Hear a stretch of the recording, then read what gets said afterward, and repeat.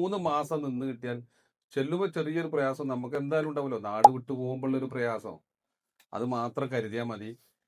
പിന്നെ അവന് ആന്ധ്രാപ്രദേശ് അല്ലേ, അവിടെ ചെന്ന് പിന്നെ 1 വർഷത്തോളം അവിടെ നിന്നപ്പോ ഓൻ തന്നെ എന്നെ വിളിച്ചിങ്ങനെ പറയാ, അപ്പൊ ഞാൻ ഇവിടെ പോകുന്നത് വളരെ നന്നായി, ഞാൻ ജീവിതം എന്താണെന്ന് ഞാൻ പഠിച്ചു. ഞാനിങ്ങനെ അവരൊക്കെ ചോദിക്കുമ്പോ നമ്മളിങ്ങനെ ക്യാഷ് ഇങ്ങനെ എടുത്തു കൊടുക്കുക, അനാവശ്യത്തിനല്ല, ആവശ്യത്തിനായാലും. അപ്പൊ അവർക്ക് അറിയില്ലല്ലോ ഇതിന്റെ ഒരു വില തന്നെ. പക്ഷെ അവന് എന്നോട് നേരിട്ട് പറഞ്ഞൊരു അനുഭവം, സത്യം പറയുകയാണെങ്കിൽ എനിക്ക് ഭയങ്കര ഹാപ്പിയായി. എന്താ വെച്ചാല് ഒരു കട സ്വന്തം കൊണ്ട് നടക്കാൻ ഇതുവരെ ഓന്റെ മുതലാളിക്ക് ഭയങ്കര ഫീൽ ഉണ്ട് പോരുമ്പോ. മുതലാളി ഞങ്ങളോട് ഫാമിലി ഒക്കെ ആയിട്ട് അങ്ങനെ ചെല്ലാൻ പറഞ്ഞിട്ടുണ്ട്.